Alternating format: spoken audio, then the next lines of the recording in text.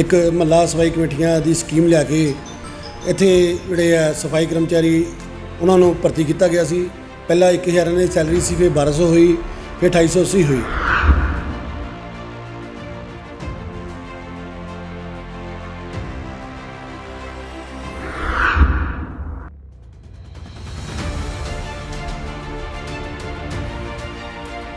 तो ये 2009 का मता वा जिहदे हाउस पास करके भेजा कि लुधियाना नगर निगम में 3000 के करीब जोड़े सफाई कर्मचारी काम करते हैं भी इन्हों जोड़ा वा रैगूलर किया जाए।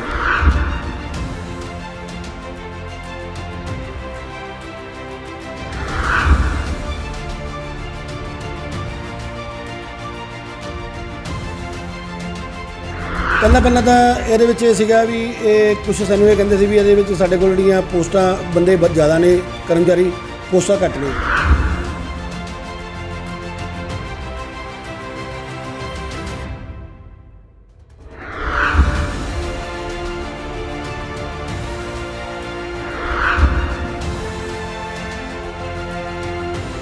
जिहड़ा साडी म्यूनसिपल एम्पलाइज संघर्ष कमेटी है ਇਹਦੇ ਵਿੱਚ लगभग ਜਿਹੜੇ ਇਹਦੇ पदाधिकारी ਤੇ ਅਹੁਦੇਦਾਰ प्लस ਜਿਹੜੇ ਮੈਂਬਰ ਨੇ ਉਹ लगभग ਸਾਰੇ 99.9% ਜਿਹੜੇ ਨੇ ਉਹ ਕਰਮਚਾਰੀ ਨੇ।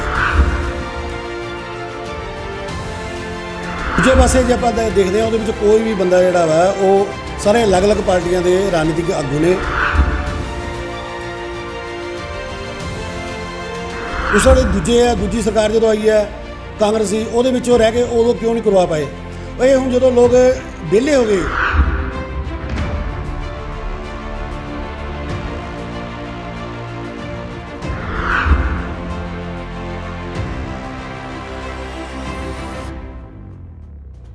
सत श्री अकाल दोस्तों, मैं हरविंदर सराना स्वागत करना तुहाडा लुधियाना न्यूज़ ते। गल करिए अगर कारपोरेशन की तो कारपोरेशन से एक चर्चा बड़ी अजकल विषय बनी हुई है कि चर्चा का विषय है कि जिहड़े इंपलाइज़ ने खासकर वो इंपलाइज़ जिन्हां दी नूं कारपोरेशन पक्का कराने लई अलग अलग जथेबंदियां एक संघर्ष कर रही ने। सरकार नूं ये कह रही ने कि जिहड़े इंपलाइज़ ने उन्हां नूं पक्का किया जाए, लेकिन सब तो वड्डी गल है कि एग्जैक्ट जिहड़े इंपलाइज़ ने कौन ने, ये इंपलाइज़ क्यों पक्के किए जाण तो की इन्हां दा हक है। उसी लड़ी के तहत असी इस विषय में जिन्हां नाल गल करन जा रहे हैं वो भी इस लड़ाई नूं लैके कई गेट रैलियां ते धरने प्रदर्शन कर चुके हैं। बिल्कुल जी, म्यूनसिपल इंपलाइज संघर्ष कमेटी के मुख सेवादार अश्विनी सोता जी साडे नाल जुड़ चुके हैं। सब तो पहला जो चेयरमैन ने आपां उन्हां नाल गल करदे हां कि ये चीज़ की है, इंपलाइज जिहड़े ने ये कौन ने, किहदी लड़ाई लड़ रहे हैं ते इन्हां नूं क्यों सरकार पक्का करे। सर स्वागत है। कि लड़ाई जी तुसीं लड़ रहे हो गेट रैली धरना प्रदर्शन की है, माड़ा जिहा विस्तार से दसो। ये 1998 ਦੇ ਵਿੱਚ ਸ਼੍ਰੋਮਣੀ ਅਕਾਲੀ ਦਲ ਦੀ ਸਰਕਾਰ ਦੇ ਵਿੱਚ ਇੱਕ ਮਹੱਲਾ ਸਫਾਈ ਕਮੇਟੀਆਂ ਦੀ ਸਕੀਮ ਲਿਆ ਕੇ ਇੱਥੇ ਜਿਹੜੇ ਆ ਸਫਾਈ ਕਰਮਚਾਰੀ ਉਹਨਾਂ ਨੂੰ ਭਰਤੀ ਕੀਤਾ ਗਿਆ ਸੀ। ਪਹਿਲਾਂ 1000 ਦੀ ਸੈਲਰੀ ਸੀ, ਫਿਰ 1200 ਹੋਈ, ਫਿਰ 2880 ਹੋਈ। ਤਾਂ ਉਸ ਸਮੇਂ ਤੇ ਪੰਜਾਬ ਦੇ ਵਿੱਚ ਨਗਰ ਨਿਗਮਾਂ ਨਗਰ ਕੌਂਸਲ ਦੇ ਵਿੱਚ ਇਸ ਗੱਲ ਦਾ ਪ੍ਰੋਟੈਸਟ ਹੁੰਦਾ ਰਿਹਾ ਕਿ ਸਾਡੀ ਜਿਹੜੀ ਹੈ ਉਹ ਕੰਟਰੈਕਟਰ ਬੇਸ 'ਤੇ ਨਾ ਕਰਕੇ ਸਾਡੀ ਸਿੱਧੀ ਭਰਤੀ ਕੀਤੀ ਜਾਵੇ, ਜਿਸ ਦੇ ਤਹਿਤ ਇਹ ਨਗਰ ਲੁਧਿਆਣਾ ਨੇ ਪਹਿਲ ਕੀਤੀ। ਉਹਨਾਂ ਨੇ 2009 ਦੇ ਵਿੱਚ ਇੱਕ ਮਹੱਲਾ ਸਫਾਈ ਕਮੇਟੀਆਂ ਨੇ ਅਤੇ ਇਹ 2009 ਦਾ ਵਿੱਚ ਇੱਕ ਮਤਾ ਵਾ ਜਿਹਦੇ ਵਿੱਚ ਹਾਊਸ ਪਾਸ ਕਰਕੇ ਭੇਜਿਆ ਕਿ ਲੁਧਿਆਣਾ ਨਗਰ ਨਿਗਮ ਦੇ ਵਿੱਚ 3000 ਦੇ ਕਰੀਬ ਜਿਹੜੇ ਸਫਾਈ ਕਰਮਚਾਰੀ ਕੰਮ ਕਰਦੇ ਨੇ ਵੀ ਇਹਨਾਂ ਨੂੰ ਜਿਹੜਾ ਵਾ ਉਹ ਰੈਗੂਲਰ ਕੀਤਾ ਜਾਵੇ। ਤਾਂ ਉਸ ਸਮੇਂ 2011 ਦੇ ਵਿੱਚ ਉਸ ਸਮੇਂ ਦੀ ਜਿਹੜੀ ਸਰਕਾਰ ਵੱਲੋਂ ਇਹ ਸਪਸ਼ਟ ਜਿਹੜੇ ਆ ਦਿਸ਼ਾ ਨਿਰਦੇਸ਼ ਦਿੱਤੇ ਗਏ। ਉਹਨਾਂ ਨੇ ਇੱਕ ਨੋਟੀਫਿਕੇਸ਼ਨ ਜਾਰੀ ਕੀਤਾ ਜਿਹਦੇ ਤਹਿਤ ਉਹਦੇ ਵਿੱਚ ਉਹਨਾਂ ਨੇ ਫੈਸਲਾ ਕੀਤਾ ਕਿ ਜਿਹੜੇ ਜਿੱਥੇ ਵੀ ਜਿਹੜੇ ਨਗਰ ਕੌਂਸਲਾਂ ਵਿੱਚ ਨਗਰ ਨਿਗਮਾਂ ਦੇ ਵਿੱਚ ਜਿਹੜੇ ਸਫਾਈ ਕਰਮਚਾਰੀ ਨੇ ਉਹਨਾਂ ਨੂੰ ਰੈਗੂਲਰ ਕੀਤਾ ਜਾਵੇ। ਅਤੇ ਨਾਲ ਉਹਨਾਂ ਨੇ ਇੱਕ ਸਰਕਾਰ ਦੀ ਇੱਕ ਸ਼ਰਾਰਤ ਹੋਈ, ਉਹਦੇ 'ਚ ਇੱਕ ਲਕੂਨਾ ਛੱਡ ਦਿੱਤਾ ਗਿਆ ਕਿ ਜਿੱਥੇ ਤੁਹਾਡਾ ਬਜਟ ਅਲਾਓ ਕਰਦਾ ਉਹਦੇ ਮੁਤਾਬਿਕ ਜਿਹੜੇ ਆ ਭਰਤੀ ਕੀਤੀ ਜਾਵੇ। ਅਤੇ ਇਸ ਦੇ ਤਹਿਤ 2011 ਦੇ ਵਿੱਚ 3001 ਦੇ ਕਰੀਬ ਜਿਹੜੇ ਸਫਾਈ ਕਰਮਚਾਰੀ ਸੀਗੇ ਤਾਂ ਉਹਨਾਂ ਨੂੰ ਜਿਹੜਾ ਵਾ ਇਹਨਾਂ ਨੇ ਅੱਧਿਆਂ ਨੂੰ ਤਾਂ ਪੱਕਾ ਕਰ ਦਿੱਤਾ, ਰੈਗੂਲਰ ਕਰਤਾ 1300-1400 ਬੰਦੇ ਨੂੰ, ਅਤੇ ਉਹਨਾਂ ਵਿੱਚ ਜਿਹੜਾ 1600 ਬੰਦਾ ਵਾ 2011 ਦੇ ਵਿੱਚ ਪੈਂਡਿੰਗ ਛੱਡ ਦਿੱਤਾ ਗਿਆ। ਜਿਹੜੇ ਹੁਣ ਇੰਨੇ ਸਾਲ 24 ਸਾਲ ਤੋਂ ਉੱਪਰ ਵੀ ਬੀਤਣ ਤੋਂ ਬਾਅਦ ਵੀ ਜਿਹੜੇ ਉਹ ਮੁਲਾਜ਼ਮ ਨੇ ਉਹ ਹਜੇ ਤੱਕ ਰੈਗੂਲਰ ਨਹੀਂ ਕੀਤੇ ਗਏ, ਜਿਸ ਦੇ ਤਹਿਤ ਅਸੀਂ ਅਲੱਗ-ਅਲੱਗ ਸਮੇਂ ਦੇ ਵਿੱਚ ਆਪਣੀ ਮਿਊਨਸਿਪਲ ਇੰਪਲਾਈਜ਼ ਸੰਘਰਸ਼ ਕਮੇਟੀ ਨਗਰ ਲੁਧਿਆਣਾ ਦੇ ਮਾਧਿਅਮ ਤੋਂ ਜਿਹੜਾ ਵਾ ਇਹ ਪ੍ਰੋਸੈਸ ਸ਼ੁਰੂ ਕੀਤਾ। ਪਹਿਲਾਂ ਅਸੀਂ ਮੰਗ ਪੱਤਰ ਦਿੱਤੇ, ਫਿਰ ਅਸੀਂ ਇਹਦੇ ਤਹਿਤ ਇੱਕ ਜਿਹੜੀ ਸਾਡੀ ਹੈ ਮੀਟਿੰਗ ਉਸ ਸਮੇਂ ਦੇ ਮਾਨਯੋਗ ਜਿਹੜੇ ਕਮਿਸ਼ਨਰ ਨੇ ਸ਼੍ਰੀ ਪ੍ਰਦੀਪ ਸੱਭਰਵਾਲ ਜੀ, ਉਹਨਾਂ ਨਾਲ ਮੀਟਿੰਗ ਹੋਈ ਜਿਹਦੇ ਤਹਿਤ ਉਹਨਾਂ ਨੇ ਸਾਡੀ ਜਿਹੜੀ ਹੈ ਇਹ ਮੀਟਿੰਗ ਜਿਹੜੀ ਕਾਰਵਾਈ ਹੈ ਜਿਹਦੇ ਵਿੱਚ ਉਹਨਾਂ ਨੇ ਸਾਡੀਆਂ ਇਹੀ ਮੰਗਾਂ ਨੂੰ ਜਿਹੜਾ ਵਾ ਉਹਨਾਂ ਨੇ ਪ੍ਰਵਾਨ ਕੀਤਾ।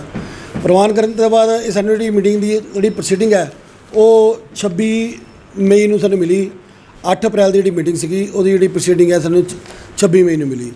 26 ਮਈ ਤੋਂ ਲੈ ਕੇ ਜਿਹੜਾ ਵਾ 9 ਤਰੀਕ ਤੱਕ ਇਹਨਾਂ ਨੇ ਕਿਸੇ ਵੀ ਮੰਗੀਆਂ ਹੋਈਆਂ ਮੰਗਾਂ ਨੂੰ ਜਿਹੜਾ ਅਮਲੀ ਜਾਮਾ ਨਹੀਂ ਪੈਣਾ ਆਇਆ, ਜਿਸ ਦੇ ਤਹਿਤ ਅਸੀਂ ਇੱਥੇ ਗੇਟ ਰੈਲੀ ਕਰਕੇ ਇੱਕ ਵੱਡੇ ਪੱਧਰ 'ਤੇ ਜਿਹੜਾ ਚਾਰੋਂ ਜ਼ੋਨ ਬੰਦ ਕਰਕੇ ਸਮੂਹ ਜਿਸ ਤਰ੍ਹਾਂ ਸੰਘਰਸ਼ ਕਮੇਟੀ ਦਾ ਇੱਕ ਗੁਲਦਸਤਾ ਵਾ, ਇਹਦੇ ਵਿੱਚ ਸਫਾਈ ਕਰਮਚਾਰੀ ਤੋਂ ਲੈ ਕੇ ਚੀਫ ਸੈਕਟਰੀ ਇੰਸਪੈਕਟਰ ਤੱਕ, ਸੇਵਾਦਾਰ ਤੋਂ ਲੈ ਕੇ ਜ਼ੋਨਲ ਕਮਿਸ਼ਨਰ ਤੱਕ, ਸੀਵਰਮੈਨ ਤੋਂ ਲੈ ਕੇ ਐਸਸੀ ਤੱਕ ਤੇ ਬੇਲਦਾਰ ਤੋਂ ਲੈ ਕੇ ਐਸਸੀ ਤੱਕ ਜਿਹੜੇ ਉਹਦੇ ਬਕਾਇਦਾ ਨੁਮਾਇੰਦੇ ਨੇ।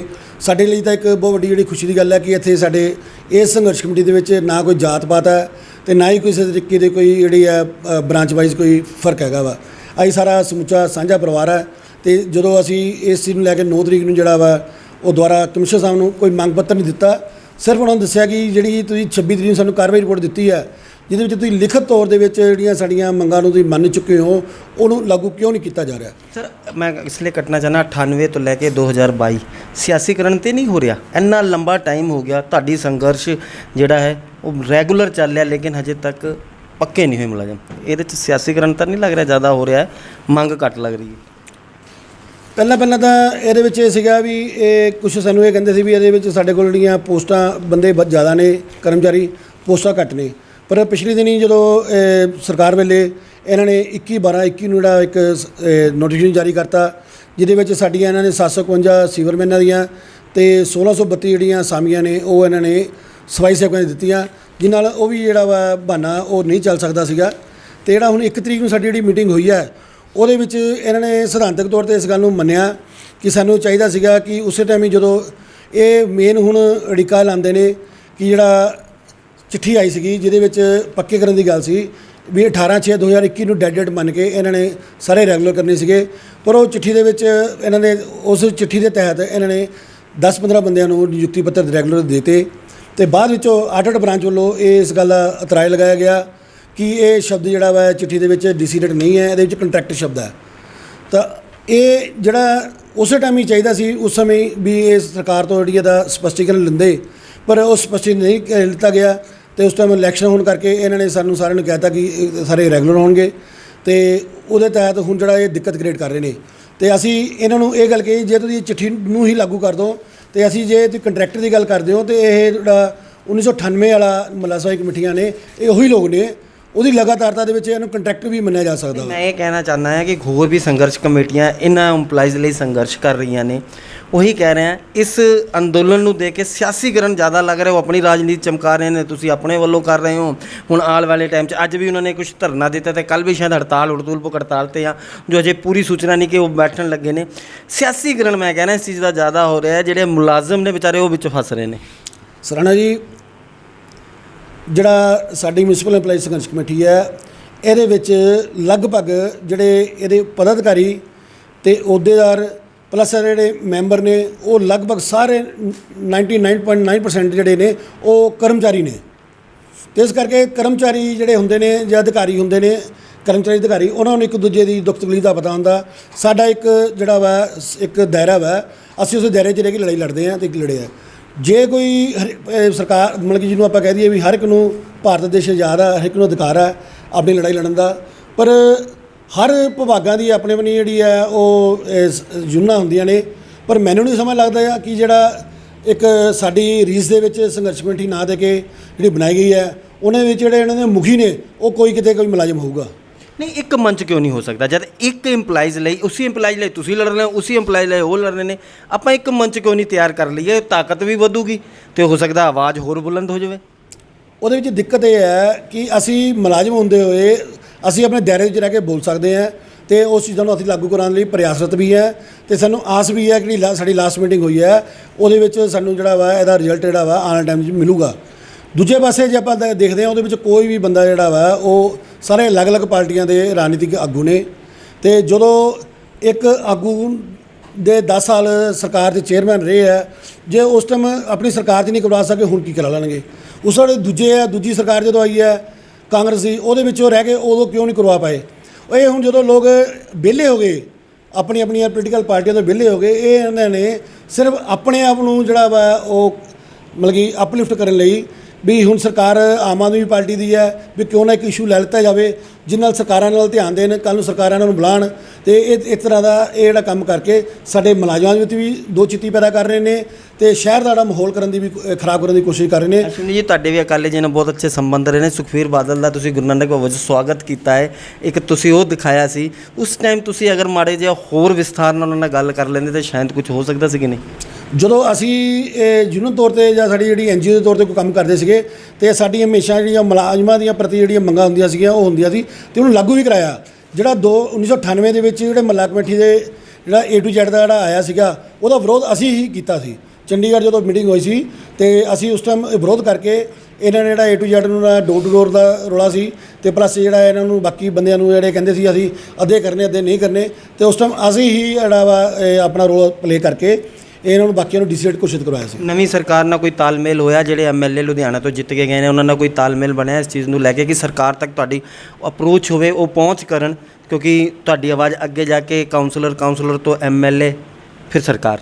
ਜਿਹੜੀ ਲਾਸਟ ਸਾਡੀ 1 ਤਰੀਕ ਨੂੰ ਮੀਟਿੰਗ ਹੋਈ ਹੈ ਉਹਦੇ ਵਿੱਚ ਮਾਨਯੋਗ ਮੇਅਰ ਸਾਹਿਬ ਨੇ ਇਹ ਮੀਟਿੰਗ ਦੇ ਵਿੱਚ ਓਪਨਲੀ ਕਿਹਾ ਸੀ ਵੀ ਜਿਹੜੀ ਲੋਕਲ ਲੈਵਲ ਦੀਆਂ ਮੰਗਾਂ ਸੀ ਮੰਨ ਲੈਂਦੇ ਆ, ਪ੍ਰਵਾਨ ਹੋ ਗਈਆਂ ਨੇ।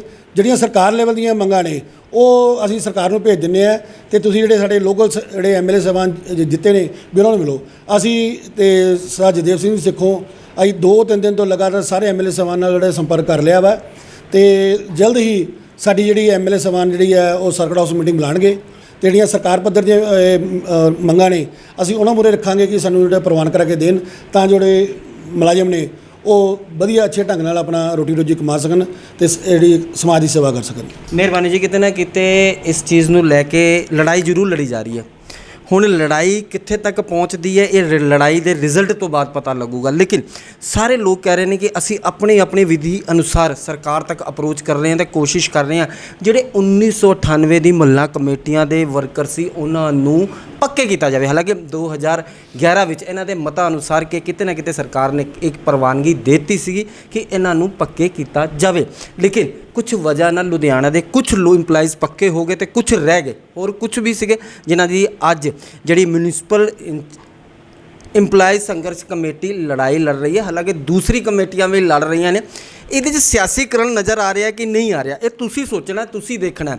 ਪਰ ਅਗਰ ਮੁਲਾਜ਼ਮ ਪੱਕੇ ਹੁੰਦੇ ਨੇ, ਪੱਕੇ ਕੋਈ ਵੀ ਕਰਾਏ, ਕਿਤੇ ਨਾ ਕਿਤੇ ਉਹਨਾਂ ਦਾ ਭਲਾ ਹੁੰਦਾ, ਉਹਨਾਂ ਦੇ ਪਰਿਵਾਰ ਚੱਲਦੇ ਨੇ ਅਤੇ ਆਉਣ ਵਾਲੇ ਟਾਈਮ ਵਿੱਚ ਸਰਕਾਰ ਤੋਂ ਆਪਣਾ ਹੱਕ ਲੈਣਾ ਆਪਣਾ ਇੱਕ ਅਧਿਕਾਰ ਹੈ, ਕਿਉਂਕਿ ਤੁਸੀਂ ਸਰਕਾਰ ਬਣਾਈ ਹੈ, ਤੁਸੀਂ ਸਰਕਾਰ ਨੂੰ ਟੈਕਸ ਦਿੰਦੇ ਹੋ, ਤੁਸੀਂ ਸਰਕਾਰ ਤੋਂ ਜਦੋਂ ਆਪਣਾ ਹੱਕ ਲਓਗੇ ਤਾਂ ਬਿਲਕੁਲ ਪੂਰੀ ਬੁਲੰਦੀ ਆਵਾਜ਼ ਨਾਲ ਲਓ। ਬਾਕੀ ਜੋ ਲੋਕ ਇਸ ਲੜਾਈ ਨੂੰ ਲੈ ਕੇ ਸੰਘਰਸ਼ ਕਰ ਰਹੇ ਨੇ ਉਹ ਚਾਹੇ ਕੋਈ ਵੀ ਹੋਣ, ਚਾਹੇ ਅਸ਼ਵਨੀ ਸੋਤਾ ਜੀ ਹੋਣ, ਚਾਹੇ ਕੋਈ ਵੀ ਹੋਣ, ਉਹ ਵੀ ਕਾਬਿਲੇ ਤਾਰੀਫ ਹੈ ਕਿ ਉਹ ਕਿਤੇ ਨਾ ਕਿਤੇ ਇਸ ਸੰਘਰਸ਼ ਦੀ ਲੜਾਈ ਨੂੰ ਨਿਸਵਾਰਥ ਹੋ ਕੇ ਲੜ ਰਹੇ ਨੇ। ਤੁਸੀਂ ਫੈਸਲਾ ਕਰਨਾ ਹੈ ਕਿ ਲੜਾਈ ਅਸਲ ਕੌਣ ਲੜ ਰਿਹਾ ਹੈ, ਕਿ ਕੋਈ ਰਾਜਨੀਤੀ ਹੋ ਰਹੀ ਹੈ ਕਿ ਨਹੀਂ। ਸਾਡਾ ਮਕਸਦ ਹੈ ਕਿ ਆਪਣੇ ਮਾਧਿਅਮ ਤੋਂ ਇਸ ਚੀਜ਼ ਨੂੰ ਵਿਸਥਾਰ ਨਾਲ ਤੁਹਾਡੇ ਰੂਬਰੂ ਕਰਾਉਣਾ ਅਤੇ ਤੁਹਾਨੂੰ ਬਿਲਕੁਲ ਇੱਕ ਜ਼ਮੀਨ ਤੋਂ ਜੁੜੀ ਅਤੇ ਵਿਸਤਾਰ ਨਾਲ ਜਾਣਕਾਰੀ ਦੇਣੀ। ਇਹ ਪ੍ਰੋਗਰਾਮ ਤੁਹਾਨੂੰ ਕਿਹੋ ਜਿਹਾ ਲੱਗਾ ਥੱਲੇ ਦੇ ਨੰਬਰਾਂ ਮਿਲ ਆਈ ਤੋਂ ਆਪਣੀ ਵਿਚਾਰਧਾਰਾ ਸਾਡੇ ਨਾਲ ਸਾਂਝੀ ਕਰ ਸਕਦੇ ਹੋ। ਤੁਹਾਨੂੰ ਲੱਗਦਾ ਹੈ ਕਿ ਕਿਸੇ ਹੋਰ ਵਿਸ਼ੇ 'ਤੇ ਕਿਸੇ ਹੋਰ ਨਾਲ ਅਸੀਂ ਗੱਲਬਾਤ ਕਰੀਏ ਅਤੇ ਤੁਹਾਨੂੰ ਵਿਸਤਾਰ ਨਾਲ ਉਹ ਚਰਚਾ ਜਾਂ ਵਿਚਾਰ ਦਿਖਾਏ ਤਾਂ ਤੁਸੀਂ ਉਹ ਵੀ ਸਾਨੂੰ ਦੱਸ ਦਿਓ। ਹੁਣ ਮੈਨੂੰ ਆਗਿਆ ਦਿਓ। ਕੈਮਰਾਮੈਨ ਗਗਨ ਦੇ ਨਾਲ ਮੈਂ ਅਰਵਿੰਦਰ ਸੁਰਾਣਾ, ਲੁਧਿਆਣਾ।